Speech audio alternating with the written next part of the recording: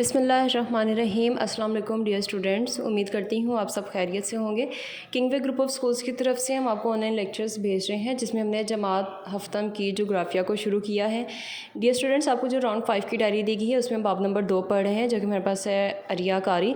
हमने कल अरियाकारी की तारीफ़ पढ़ी थी। आज का जो हमारा काम होगा वो हम इसके मज़ीद मुख्तसर सवालात देखेंगे और उनके जवाबात को देखेंगे। तो आपको जो डायरी दी गई है उसमें सवाल है अम्ल फ़रसुदगी की इकसाम तहरीर हमने करनी है। 3 इकसाम है, तिब्बी या मेकानिकी अम्ल फ़रसुदगी, नामियाती या हयातियाती और कीमियाई अम्ल फ़रसुदगी। अब हम इनको बारी बारी देखते हैं कि ये असल में होती क्या है। तो पहला है तिब्बी या मेकानिकी अम्ल फ़रसुदगी से क्या मुराद है।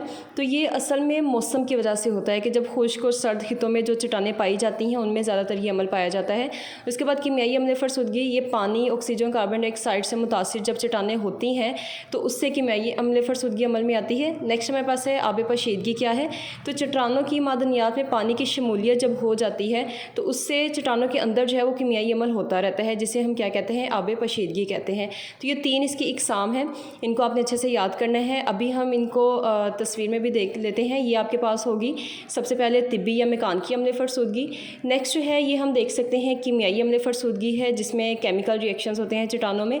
और ये आपके पास है आब पोशीदगी। तो ये आपका काम है, आपने इसको करना है। Stay home, stay safe.